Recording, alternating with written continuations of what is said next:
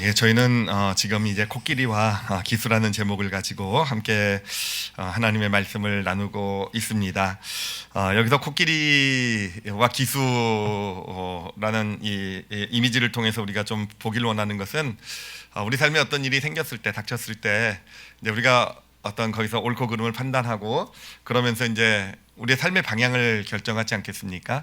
바로 그 옳고 그름을 판단하고 삶의 방향을 결정해 나가는데 우리 안에 코끼리가 있고 기수가 있다라는 거죠.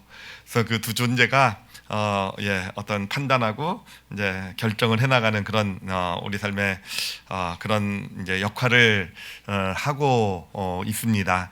여기서 말하는 코끼리라는 것은 그 직관을 얘기한다 그랬죠. 어떤 상황이 생겼을 때 직관이라는 거, 그 뭐 이렇게 따져보거나 어떤 이런 거에서 나오는 것이 아니라 그런 바로 나오는 거, 뭐 육감이라고도 얘기하기도 하고요, 그렇죠? 어제도 방송해 본데 여자분들의 육감에 조심해라, 뭐 너무 육감은 속이지 못한다, 뭐 이런 얘기도 나오고, 또 우리 크리스찬들은 또 영감이라는 표현도 많이 쓰는데 아마 그게 이제 직관에 어떤 그런 포함되는 것이 아닌가. 그러니까 뭐 이렇게 계산하고 따지고가 아니라 그냥 뭔가 우리 느낌, 감정으로부터 이렇게 그냥 바로 주어지는 옳고 그름에 대한 어떤 그런 생각이 이제 직관이고요. 그것을 감당하는 것이 이제 우리 내면의 코끼리라는 그런 내면의 이제 무의식의 부분인데 코끼리라고 이제 표현을 한 것이죠.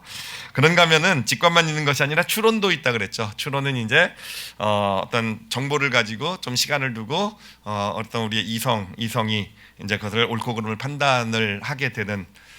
그래서 이제 직관과 추론이 어떤 우리 삶의 방향을 결정하게 되는데, 그 추론을 감당하는 이성을 우리는 이제 기수라고 표현을 이렇게 하게 되었습니다. 자, 그런데 지난 시간에 우리가 함께 나눈 것이 뭐냐면은요, 여러분 그 코끼리와 기수 사진 잠깐 보여드릴 테니까 한 번만 좀 보시면 도움이 될 것 같아요. 자, 저 사진 보이시죠? 오늘부터 사진 예쁘지 않습니까? 제가 심혈을 기울여서 고르지 않고 그냥 아무거나 뽑아가지고 온 건데, 이제 하여튼 저기서 이제 그 비유를 추론을 기수로 하고 직관을 코끼리로 비유를 한 이유가 있어요. 그 이유가 뭐냐면은 실제로 우리 삶에 이제 끄셔도 돼요. 우리 삶의 방향을 결정하는 것은 코끼리라는 거죠. 예, 코끼리라는 거. 그러니까 어떤 일이 생겼을 때, 어떤 사태가, 어떤 자극이 들어왔을 때 직관을 가지고 코끼리가 이제 어떤 딱 느낌을 받게 되면은, 이제 옳고 그름을 판단하게 되면은 방향을 정한다라는 겁니다. 딱 정하게 되는데, 그런데 여기서 이제 문제는 뭐냐면은 코끼리가 정한 방향이 잘못되었을 때 기수가 이제 역할을 하지요, 그렇죠? 그래서 기수가 어떤 역할을 합니까? 옳고 그름을 판단을 해서 이 코끼리의 방향이 틀렸다고 생각하면은 기수가 그 코끼리의 방향을 돌려야 되는 거죠, 그렇죠? 예, 돌려가지고 이 방향으로 가야 된다. 이게 이제 우리가 일반적으로 생각하는 그런 이미지가 되는 겁니다. 그러니까 어떤 우리 삶의 방향의 어떤 주도권은 코끼리가 가지고 있다라는 거죠. 그리고 기수는 그것을 그 길이 오라 계속 가든지 아니면 그 길이 틀렸어 다른 방향으로 가야 돼. 이런 이제 그 코끼리를 조정하는 그런 역할을 기수가 감당한다. 이제 이렇게 보게 되는데, 그런데 이제 지난주에 또 우리가 생각해 본 것이 뭐냐면은 그 기수의 어떤 그런 옳고 그름의 판단을 가지고 코끼리가 잘못된 방향을 했을 때, 누군가의 코끼리가 지금 삶의 방향이 잘못됐을 때 과연 기수의 어떤 옳고 그름을 가지고 그 상대방의 삶의 방향을 올바로 변화시킬 수 있을까를 지난주에 함께 나눴던 거예요. 그러면서 그게 안 된다라고 그랬죠, 그렇죠? 안 된다라는 거. 그러니까 오늘날 이 사회를 보면서도 정말 가슴 아프지만 우리가 경험하는 게 뭡니까? 정말 요즘 사회는요, 점점 더 옳고 그름을 표현할 수 있는 수단이 많아지게 되는, 아주 무궁무진하게 많아지게 되는 사회가 오늘날인 것 같아요. 뭐 옛날엔 뉴스밖에 없었는데 요즘 뭐 인터넷, SNS, 하여튼 다양한 것을 가지고 사람들이 자신의 옳고 그름을 주장하고, 상대방은 이런 문제고 옳고 그름을 가지고, 하여튼 기수들이 맨날 옳고 그름을 가지고 따지고 싸우고 있는 게 오늘날 사회 모습 아니겠습니까? 그래서 당신이 틀렸으니까, 지금 잘못된 방향을 향하고 있으니까 방향을 돌려라. 여러분, 그래서 싸우는 거 맞죠, 그렇죠? 그래서 사회가 다 분열이 돼가지고 서로 이렇게 어떤 기수들이 싸우고 있지 않습니까? 자, 그런데 우리가 보는 현실은 뭡니까? 그렇게 싸워가지고 그렇게 기수들끼리 옳고 그름을 추론을 해서 따진다고 해서 코끼리의 방향을 과연 변화시킬 수 있었을까? 아니, 그렇지 않잖아요, 그렇죠? 오히려 점점 더 멀어져 가잖아요, 그렇잖아요. 점점 더. 아니, 옳고 그름을 가지고 그렇게 싸우면은, 그렇게 맨날 논쟁을 하면은 뭔가 결론이 좀 나와서 조금이라도 뭔가 삐져 있었던 빗나갔던 방향이라도 뭔가 조금은 합쳐져야 되는 거 아니겠습니까? 근데 그런 거 여러분 보고 있습니까? 못 보고 있습니까? 솔직히요, 못 보잖아요. 이 세상에서 못 보잖아요, 그렇죠? 예, 그 이유가 뭐라 그랬습니까?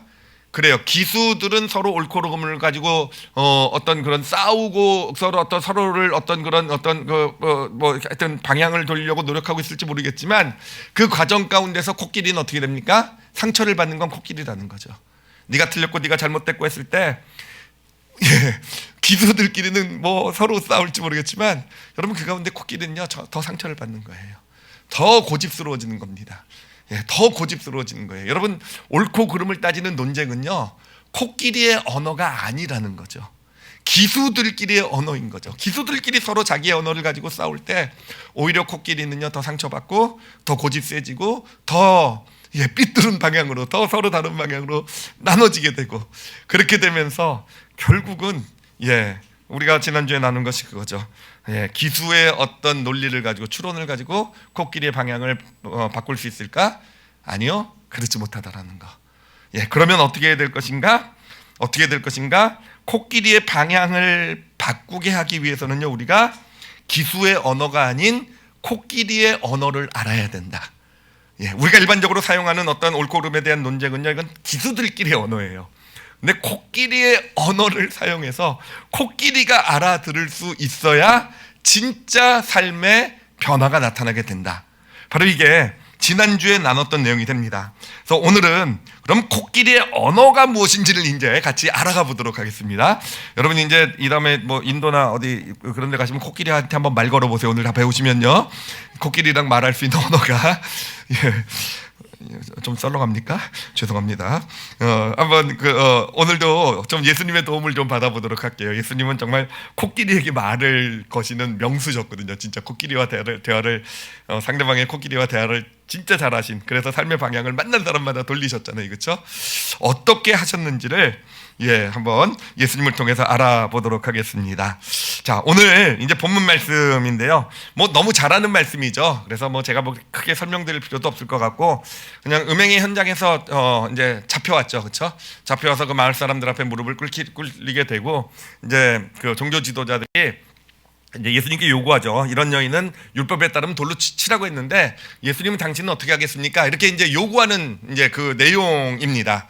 근데 여기서 우리가 조금 더 볼 수 있는, 조금 이것도 이제 기수의 추론을 통해서 볼 수 있는 사실인데, 그게 뭐냐면은 이 여인이 이제 대낮에 잡혀왔다는 사실에서 우리는 이 여인이 전문적으로 몸을 파는 여인이다라는 걸 볼 수 있고, 그 다음에 또 볼 수 있는 사실은 그 당시에 몸을 파는 여인들은요, 과부들이었다라는 거.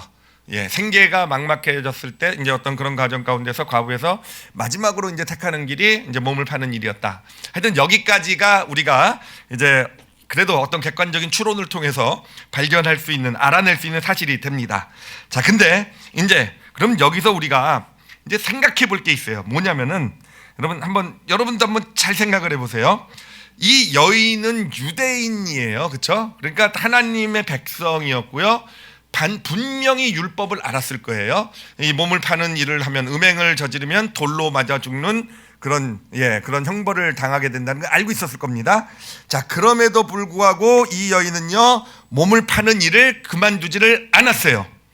왜 그랬겠습니까? 왜 그랬을 거라고 생각을 하세요? 왜 이 여인은 어떤 그 죄라는 것을 알면서도 몸을 파는 일을 계속했을까라고, 이 여인에게 물어봤을 때 뭐라고 대답했을 것 같으십니까? 뭐라고 대답했겠습니까? 어렵지 않아요? 여러분 지금 생각하고 있는 게 그 여인의 대답일 거예요, 그렇죠? 어쩔 수 없이 생계를 유지하기 위해서, 먹고 살기 위해서는 어쩔 수 없이 몸을 팔 수밖에 없었습니다라는 게 이 여인의 답변이었을 겁니다. 이 여인이 가지고 있는 생각이었을 거예요. 내가 지금 이렇게 살아올 수밖에 없었던 이유는 먹고 살기 위해서는 어떡하냐, 이 방법밖에 없었다. 이게 이 여인의 생각이었을 것입니다. 자, 근데 여러분 이것은요, 이 여인의 이런 생각은요, 이게 사실은요 진실이 아니고 거짓말이라는 거예요. 거짓말입니다. 본인 스스로도 이게 거짓말이라고 생각 안 했을지 모르지만 아주 명백한 거짓말이에요. 왜냐하면은 근거가 있어요. 자, 이 사건 이후에 이제 그때쯤 가서 예수님께서 이 여인에게 가서 다시는 죄를 범하지 말라라고 말씀을 하셨을 때 성경의 전승에 따르면 이 여인은요 이제 더 이상 몸을 팔지 않고 예수 그리스도를 전하는 그런 삶을 살아가게 되었다고 합니다. 자, 그러면 여러분 이 여인이요 뭔가 환경이 바뀐 거 아니에요. 뭐 과부에서 뭐 환경이 갑자기 바뀌고 뭔가 먹고 살 길이 열린 게 아닙니다. 그럼에도 불구하고 바뀐 건 전혀 없지만 그러나 어떤 몸파는 죄로부터 벗어나서 정상적으로 살아갈 수 있는 그런 삶을 살아가게 되었잖아요. 그러면 여러분 이거 먹고 살기 위해서 어쩔 수 없이 몸을 팔 수밖에 없었습니다라는 것은요 사실은요 이 핑계 변명밖에 되지 않는다라는 거예요. 그러니까 거짓말밖에 되지 않는다는 겁니다. 근데 누가 만들어낸 거짓말이겠습니까? 이 여인의 기수가 만들어낸 거짓말이에요. 그래요. 뭔가 코끼리가요 무슨 이유인지는 우리가 아직 모르지만 코끼리가 몸을 파는 어떤 그런 길을, 죄된 길을 걸어가는 쪽으로 방향을 돌렸단 말이에요. 방향을 돌렸어요. 이 어떤 방향을 돌렸을 때 여러분 이 기수는요 결국은 이 코끼리, 그 방향을 돌린 코끼리를 변호하는 일을 한다는 거예요. 어떻게든 이 코끼리가 이 길을 걸어갈 수밖에 없는 거에 대한 이유를 만들어내는데 거짓말까지 해서 사실 이 제가 이렇게 보면요 기수는요 진짜 거짓말장인 것 같아요. 진짜요. 제가 저 자신을 보면서도 느끼는 게요 제가 거짓말 얼마나 많이 한 줄 아십니까? 아니 진짜로요 순간순간 거짓말을 많이 해요. 근데 제가 왜 그런 거짓말 이렇게 설교하면 안 되는데 큰일 났네. 순간순간 거짓말 과거에 많이 했는데 요즘은 안 합니다. 이렇게 설교를 바꿀게요. 이래도 또 찔리네요. 어찌됐든 근데 여러분 우리가 우리 자신을 보더라도요 여러분 우리도요 순간순간 거짓말 많이 해요. 근데 언제 거짓말 합니까? 언제 거짓말하면요 예를 들면 삐졌을 때, 그렇죠? 뭔가 삐졌을 때도 거짓말해요. 내가 삐진 거를요 어떻게든 삐진 건 코끼리죠, 그렇죠? 그러면 어떻게든 우리 기수가요 그거에 대해서 삐진 거에 대해서 어떻게든 이유를 만들어 갖다 붙여요. 근데 그게 진짜가 아닌 거짓말이 대부분 다 거짓말이라는 거죠. 내가 예를 들면 자존심이 상했단 말이에요. 자존심 상한 건데 내가 자존심 상했다고 해가지고 날 자존심 상하게 한 사람한테 내가 당신 때문에 그 말에 자존심 상해서 뭐 이렇게 얘기합니까? 아니잖아요. 그 사람을 지금 내가 오히려 날 자존심 상하게 한 사람을 또 나도 저 사람 비난하고 저 사람이 나쁜 일을 끄집어내 막 이렇게 공격하잖아요.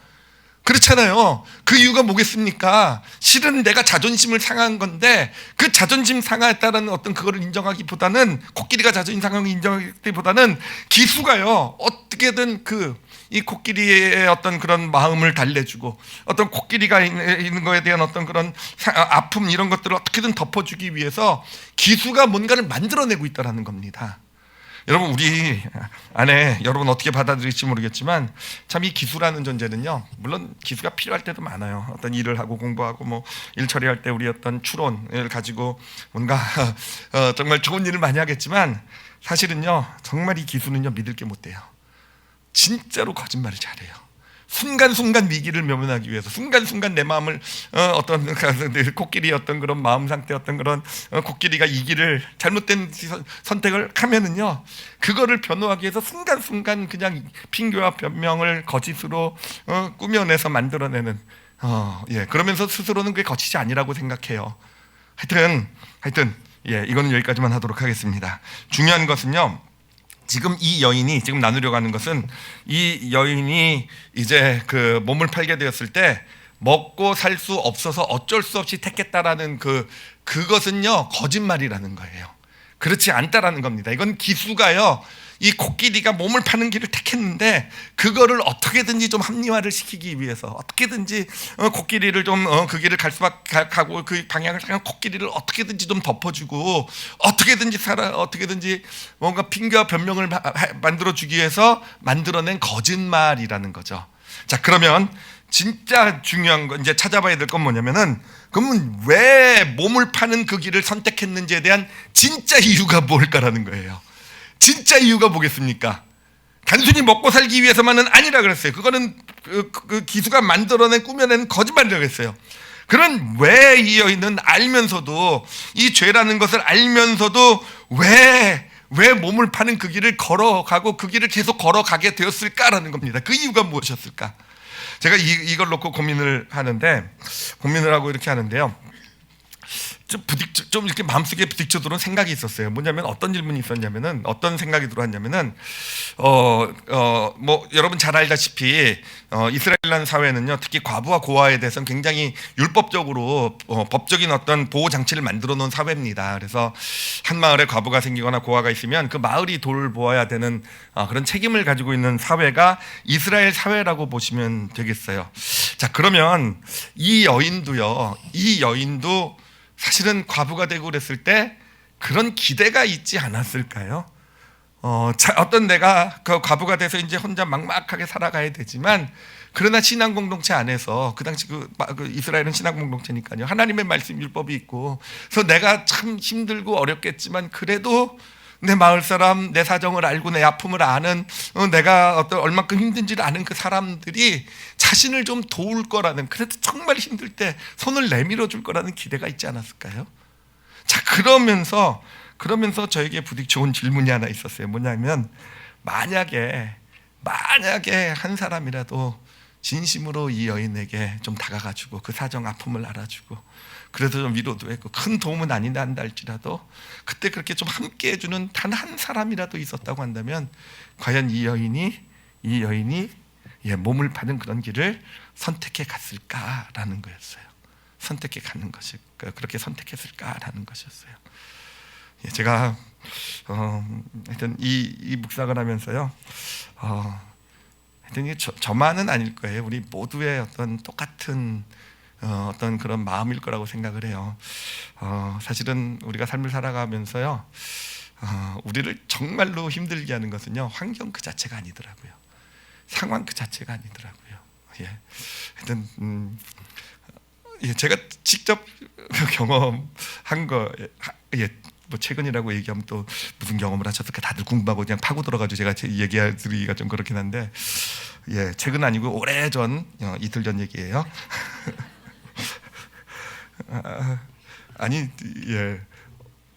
진짜로요, 상황이 어려운 건 괜찮아요. 하나님 도우심도 기대할 수 있고요. 오히려 문제가 있고 어려움이 있다고 했을 때 또 하나님 어떻게 도우실까, 이런 마음에, 이래봬도 제가 좀 믿음이 있거든요. 하여튼 그런 건 괜찮아요. 근데 뭐가 저를 무너뜨리게 만드는가라고 봤을 때요, 뭐가 저를 무너뜨리는가라고 했을 때 상황이 아니라 사람이더라고요. 용기를 내고 나는 뭔가 하나님 기대하고 하려고 했을 때, 혼자라고 느껴졌을 때요, 아무도 하여튼 외면한다고 느껴졌을 때, 누가 와서 뭘 큰 일을 해주는 건 아니란다 할지라도 그래도 그런 마음이라도 좀 같이 알아주면, 그러면 결국 그거 더라고요. 결국은요. 여기까지만 할게요. 결국요, 우리가 삶을 살아가면서 진짜 우리 코끼리가 삶의 방향을 트는 거는요, 결국은 다 사람 때문인 것 같아요. 사람 때문인 거. 이 여인도요, 그래요. 과부가 돼서 정말 먹고 살기 힘든 것 자체 때문에 이 여인의 삶의 방향, 코끼리가 방향을 틀진 않았을 거예요. 이 여인에게도 기대가 있고, 내가 이렇게 힘들고 어려울 때 내 사정을 알아주는 어떤 그 사람, 그러나 그 동네 사람들, 아는 사람들이 외면하고요, 그렇죠? 때로는 손을 내밀었을 때 때로는 귀찮아하고, 그렇죠? 아무도 자기의 사정을 돌아보지 않는다고 할 때, 그래요, 기수는 이해했을지도 몰라요. 저들도 바쁘니까, 저들도 먹고 살기 힘드니까.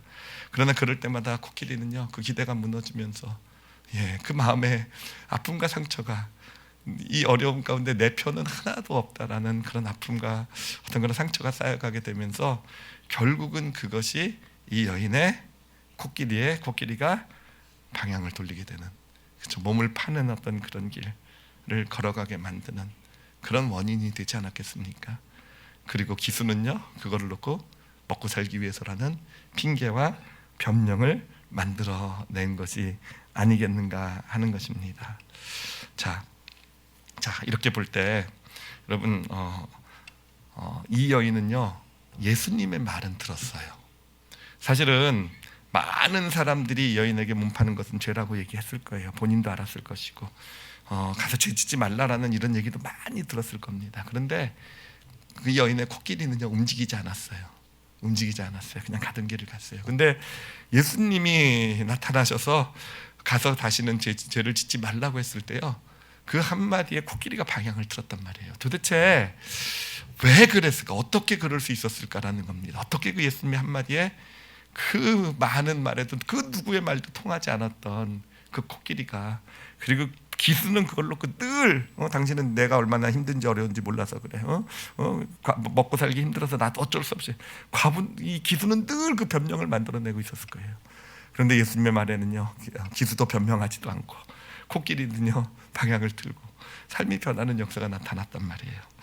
도대체 어떻게 그럴 수 있었을까? 그거는 예수님의 음성에 영역이 있어서였기 때문이라고 믿습니다. 예수님의 목소리 들으면 그냥 확 변하죠, 그렇죠? 누가 안 변하겠습니까, 그렇죠? 여러분, 예수님의 이야기가 말이 코끼리의 삶의 방향을 변화시킬 수 있었던 이유는요, 단순히 그 말 때문만이 아니에요. 그 말이 있기 전에 예수님의 어떤 그런 모습 때문에. 이 여인의 아픔, 이 코끼리의 아픔과 상처가 뭐였습니까? 과부가 돼서 힘들게 살아갈 때 나름 그래도 열심히 살려고 열심히 노력하며 살아갔을 때 결국 이 여인을 좌절하고 낙심시키고 자포자기하게 만든 게 무엇입니까? 사람들이잖아요. 아무도 내사정을 하는 그 나를 잘 아는 그 아무도 나를 돌아보지 않는 내 편이라고는 아무도 없는 결국은 그것이 쌓여서 코끼리가 방향을 튼 거잖아요. 그런데 여러분, 예수님이 어떻게 하셨어요? 예수님은요 이제 걸려서 돌 맞아 죽어야 되는 그런 이건 뭐 더 이상 선택의 여지가 어떤 길이 없는 상황에서 이 예수님이란 분이, 하나님의 아들이라신 이분이, 죄가 없다는 이분이 끝까지 돌 맞는 자리에 같이 서주신 거예요. 끝까지 자기 편을 들어주신 거예요. 끝까지. 이 여인이 놀랐을 것 같아요. 이 여인의 코끼리가요 끝까지. 그런데 예수님은요 그 비난받고 정죄받고 죄인이라고 손가락질 받고 죄인의 편이라고 분명히 정말 나중에 정말 큰 문제가 될 수도 있는 그 자리인데 이 예수님이란 분이 끝까지 자신의 편이 되어준 것입니다. 바로 여러분 그거예요. 끝까지 여인의 편이 되어준 어떤 그런 예수님의 모습에 어느샌가 이 코끼리가 아직 삶의 방향을 바꾼 건 아니지만 예수님을 향해 고개를 돌리게 된 겁니다. 고개를 돌리게 된 것이고, 그리고 그런 코끼리를 향해서 예수님께서 말씀을 하신 거죠. 코끼리 기수를 향해 말씀하신 것 같아요. 가서 다시는 죄를 짓지 말라. 그런데 이미 코끼리의 고개의 방향이 돌려졌기 때문에 이제는 기수가 그 말대로 코끼리의 삶의 방향을 바꾸고 죄를 극복하며 새로운 삶을 살아갈 수 있는 그런 놀라운 역사가, 변화가 나타나게 된 것입니다. 여기서 우리는요 코끼리를 움직이는 키를 발견하게 돼요. 그러니까 코끼리가 알아들을 수 있는 언어가 무엇인지를 발견하게 됩니다. 여러분, 그 코끼리의 언어가 뭔지 아십니까? 이건 기수의 언어와는 달라요. 기수는 아마 이 언어를 못 알아들을 거예요. 근데 코끼리가 알아듣는 코끼리의 언어는요 바로 두 글자로 공감이라고 하는 거예요. 공감. 여러분, 코끼리는요 이 공감이라는 건 코끼리끼리의 언어예요. 코끼리는 그러니까 서로 소통하는 방법. 코끼리는요 누군가가 공감, 같은 마음, 자기와 같은 마음을 가져주게 될 때, 즉 공감하게 될 때요, 그 사람을 향해 고개를 돌리게 되는 거예요. 코끼리가 들리는 겁니다. 들리게 되고 고개를 돌리게 되는 것이고요. 그렇게 고개를 돌리게 되게 될 때, 그로부터 들려오는 어떤 기술을 향한 말 가운데서 방향을 트는 삶의 변화가 나타나는 그런 이게 바로 예수님께서 보여주신 바로 예수님의 소통의 방법이었어요. 예수님은요 정말 예수님의 언어는요 그냥 말이 아니었더라고요. 물론 나중에 말씀도 하시고 그 말씀에 따라서 이제 능력도 나타나고 어떤 변화도 나타났지만 실제로 예수님은 먼저 코끼리와 공감을 가지고 소통하셨던 분이 바로 예수님이시라고요. 정말 예외가 없어요. 정말 예외가 없습니다. 정말로 예수님 한 번도 기수의 논리를 가지고 기수를 설득시켜서 기수에게 옳고 그름을 따져가지고 기수의 언어를 통해서 변화시킨 게 아니라 예수님은 늘 공감이라는 코끼리의 언어를 가지고 먼저 코끼리에게 말을 거셨고요. 코끼리가 고개를 들리니까 자기의 언어로 얘기하는 거가 들리잖아요, 그렇죠? 고개를 돌리게 될 때 이제 하나님의 말씀이, 하나님의 인도하심이 선포되게 되고 삶이 변화가 되는, 이게 바로 음행의 현장에서 나타난 여인에게 나타난 일이에요. 공감 가운데 고개가 돌아가고 다시는 죄를 짓지 말라 그러니까 그때까지는요, 코끼리가 그냥 이미 고개를 한 방향으로 향해 있을 때는 절대로 안 들립니다. 절대로 안 들려요. 근데 방향을 돌리니까 들려오기 시작하게 되고 삶이 변하는 그런 역사가 나타나게 되는 것입니다. 자, 오늘 설교의 제목이 코끼리의 언어 그리고 땡땡이라고 되어 있죠. 그 땡땡 안을 채우실 수 있으시겠죠, 그렇죠? 그 땡땡이 뭡니까? 공감. 공감이에요. 그렇죠? 공감입니다. 코끼리 언어는 공감이에요.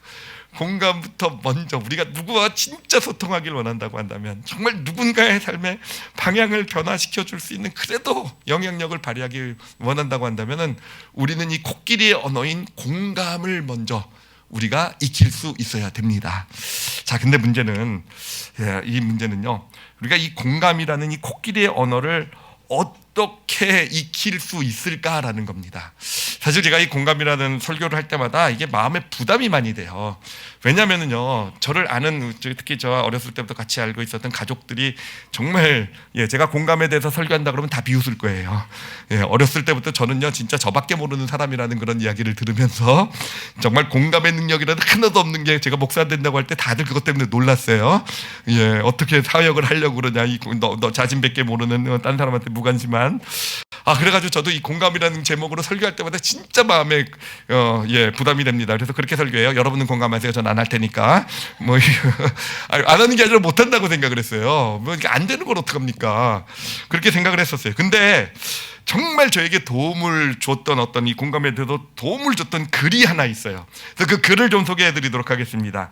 그 글은요, 그 Righteous Mind라는 책이에요. 책에서 이제 나와 있는 내용이고요. 그 저자가 공감에 대해서 이제 설명을 합니다. 이렇게 설명을 하는데 이렇게 설명을 합니다. 파워포인트로도 보여드릴게요. 다른 이들의 고통과 기쁨을 고강도로 느끼는 데 있어서는 그 어떤 영장류도 사람을 따르지 못한다. 그러니까 사람이라는 존재가요, 다른 사람의 어떤 마음속의 어떤 고통과 기쁨, 이런 감정을 느끼는 데 있어서는요, 정말 다른 어떤 영장류와는 비교할 수도 없는 큰 능력을 가지고 있다라는 겁니다. 근데 이분이 그냥 단순히 그냥 어떤 자기 어떤 경험이나 논리를 그냥 이렇게 그냥 단순히 논리를 가지고 설명하는 게 아니라 아주 실험한 어떤 실제 실험의 어떤 그런 내용을 가지고 설명을 하더라고요. 그러면서 어떤 실험을 했냐면은 이제 인간의 뇌파를 연구를 합니다. 그러면서 뇌파를 연구하는데 그러니까 어떤 다른 사람이 있을 때 어떤 사람이 다른 사람이 미소를 짓는 거를 보잖아요. 보면은 그 사람의 뇌파가요, 저 사람은 뭔가 기뻐서 지금 미소를 짓고 있지 않겠습니까? 그러면서 그 뇌파의 모습이 있지 않겠습니까? 그 뇌파와 똑같은 뇌파의 모형이 이 사람에게도 나타난다는 거예요.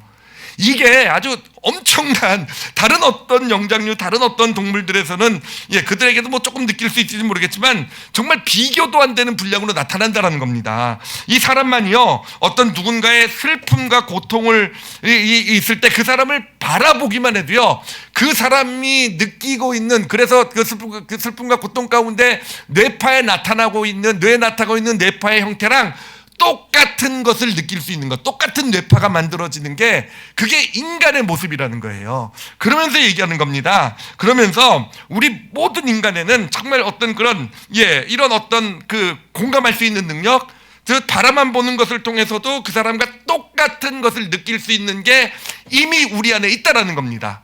그러면서 그것이 어디에 자리 잡고 있겠는가? 바로 기수가 아니라 우리의 코끼리 안에 그것이 자리 잡고 있다라는 거예요. 기수는 그냥 말도 안 되고요. 그 사람이 아프다는 알지도 못하는데 미소를 짓는다고 해가지고 내가 똑같이 그 사람과 미소를 같이 짓고 뭐 아니요. 그 기수는 그거는 추론으로는 도저히 이뤄낼 수 없는 일이죠. 논리적으로 어떻게 따져내겠습니까? 바로 코끼리 안에 있는 그 모습이라는 것. 그러니까 인간만이 가지고 있는, 특히 인간의 그 코끼리, 직관을 담당하는 코끼리에게만 가지고 있는 아주 강력한 능력이 바로 공감이라는 겁니다. 자, 이거를 보면서 마음에 부딪히는 겁니다. 아, 그렇구나. 그렇다고 한다면 이 공감이라는 것은 결국은 우리 인간에게만 주신 하나님만이 가지고 계셨던 하나님의 형상, 하나님의 형상의 정말 중요한 부분이 공감이겠구나. 정말 중요한 부분이 공감이겠구나. 여러분, 누구보다도 공감의 능력, 진짜 공감이 무엇인지를 보여주신 이 공감의 언어의 대가가 바로 예수님이시잖아요. 그런데 바로 그 예수 그리스도의 그 모습이요, 여러분, 우리 안에도, 그 형상이 우리 안에도 자리 잡고 있는 줄 믿습니다. 우리 안에도 있어요.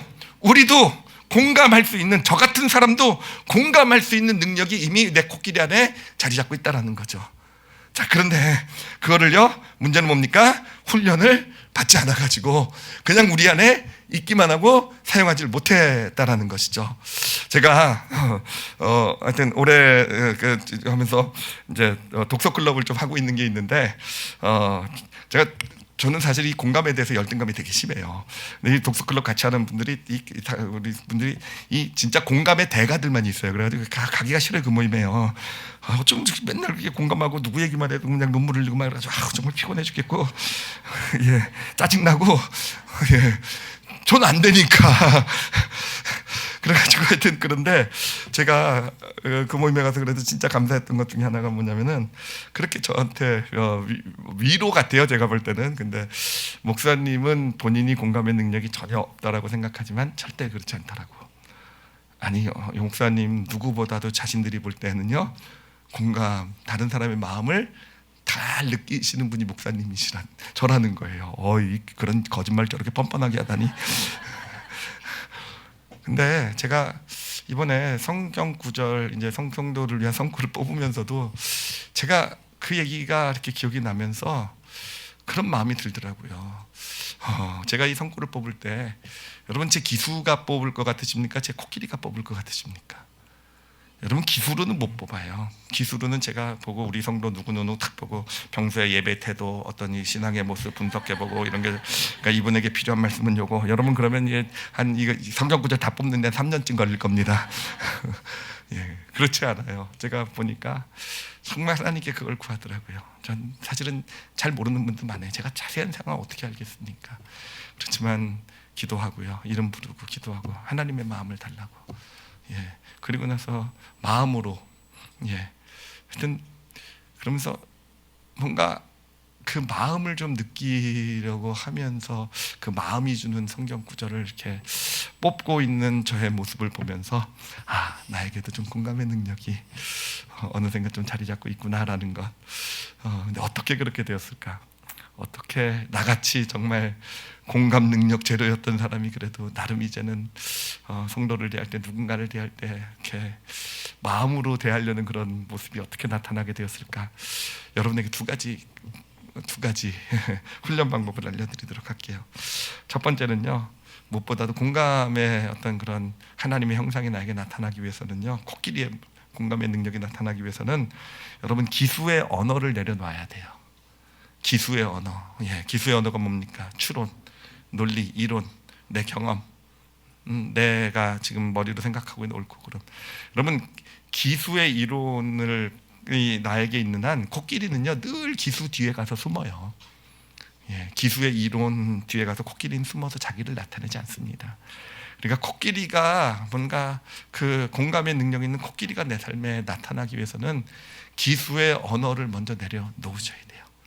예, 기수의 언어, 옳고 그름 따지고 있는 그 언어를 내려놓게 될 때 우리 안에 있는 코끼리가 이제 기수 뒤에서 나와서 그 모습을 드러내게 되는 것입니다.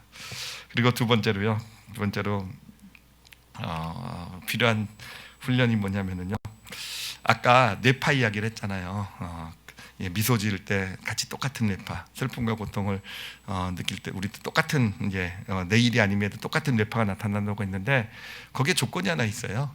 그 조건이 뭐냐면요, 바라보는 겁니다. 바라보는 거예요. 바라보는 거. 여러분, 공감이라는 건요 결국 바라보면서 생기더라고요.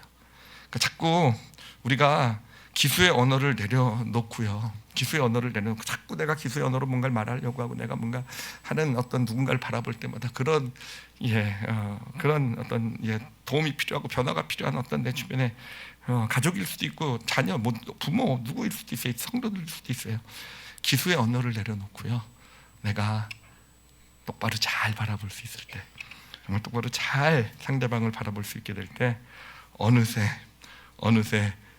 내 뇌파에 상대방의 느끼는 뇌파, 똑같은 뇌파가 저에게도 생기게 되고요. 그러면서 어느샌가 상대방의 마음을 알게 되고 공감하게 되고 어떻게 설명할 수는 없을 거예요. 그렇지만 그러면서 어떤 공감의 언어를 사용할 수 있는 그런 능력과 축복이 우리에게 나타나게 되는 것입니다. 하나님께서는 우리 코끼리 안에요 정말 좋은 것들을 놓아두셨어요. 정말 사랑할 수 있는 것, 긍휼히 여기고 배려할 줄 알고 이타심을 가지고요. 때로는 남을 위해 희생하고 또 때로는 정말 날 힘들게 한 사람을 용서할 수 있는 정말 우리 안에 좋은 하나님의 성품이라고 말할 수 있는 좋은 것들을 놓아두셨어요. 그런데 마찬가지로 또한요, 우리 안에는요, 이건 죄성의 영향인 것 같아요. 우리 죄성이, 우리 안에 있는 원죄가 주는 죄성이 온갖 나쁜 것들을 다 심어 놓았어요. 어떤 미움, 이기심, 질투, 복수심, 탐욕, 이런 것들이 또한 우리의 코끼리 안에 들어있더라고요. 근데 이 세상이 하는 일은 뭐냐면은요, 이 코끼리 안에 있는 그런 부정적인 감정을 가지고 우리를 잘못된 방향으로 코끼리가 방향을 틀게 만드는 거. 계속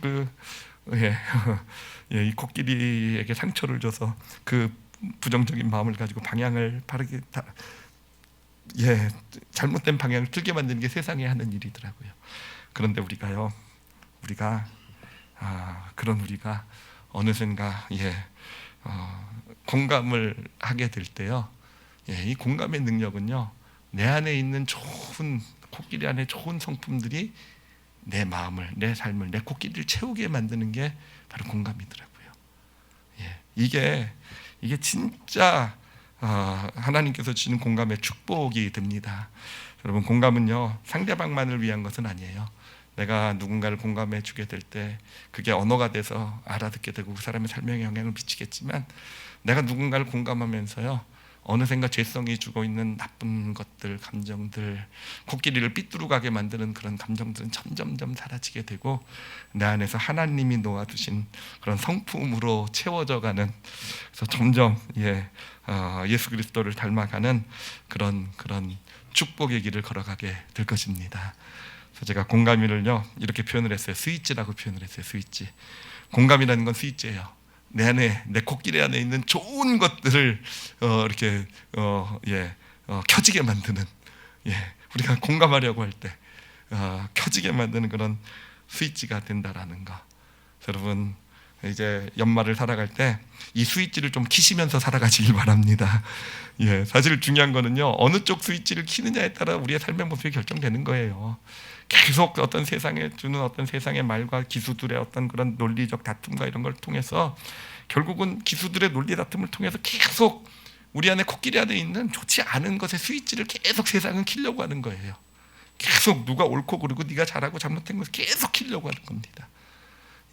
근데 우리는 그럴 때 기수의 언어가 아니라 코끼리의 언어, 이 공감의 스위치를 우리가 킬 수 있게 될 때 우리 안에 하나님이 놓아두신 정말 좋은 것들이 우리를 채워가고 그렇게 세워져 나가는 그런 축복도 누리게 될 줄 믿습니다. 이 땅을 살아가면서 하나님이 정말로 원하시는 것이 무엇일까라고 했을 때 오늘 말씀 준비하면서 그 생각이 나더라고요. 이 세상에는요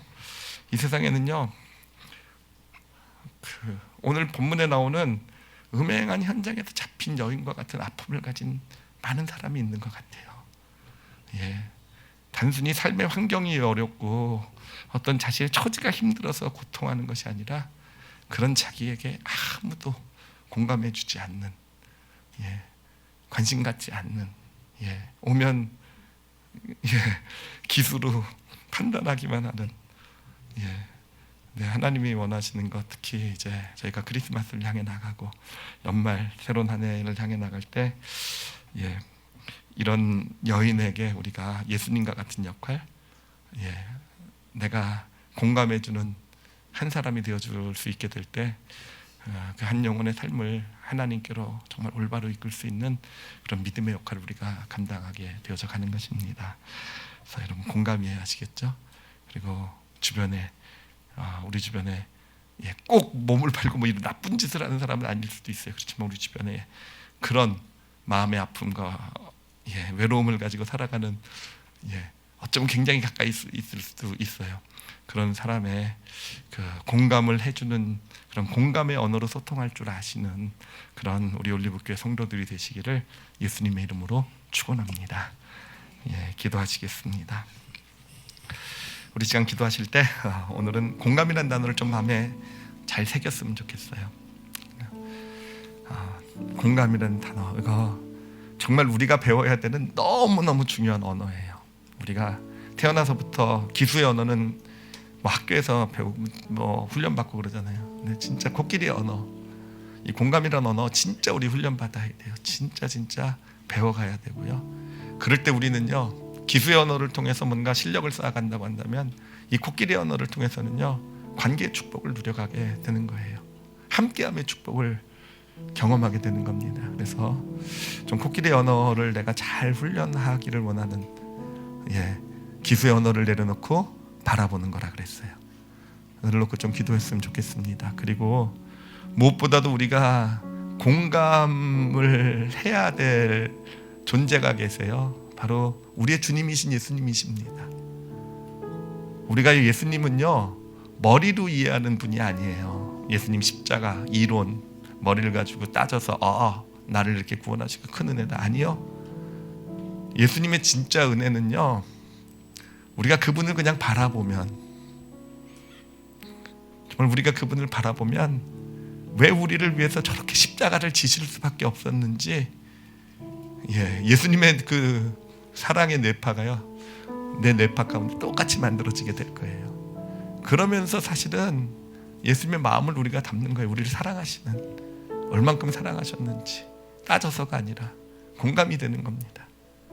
그러면서 우리가 진짜 하나님의 사람으로서 살아갈 수 있게 되는 거예요. 그래서 예수 그리스도를 바라보는, 그래서 그 마음을 나도 같이 품을 수 있는 그런 그런 것도 좀 구하셨으면 좋겠어요. 그리고 우리가 좀 전에 나눴던 것처럼 공감해 줄 줄 아는 자가 되기를, 주변의 사람을 좀 생각하면서 혹시 내 주변에 음행의 현장에서 잡힌 여인과 같은 그런 사람이 있진 않을까 좀 돌아보시고요.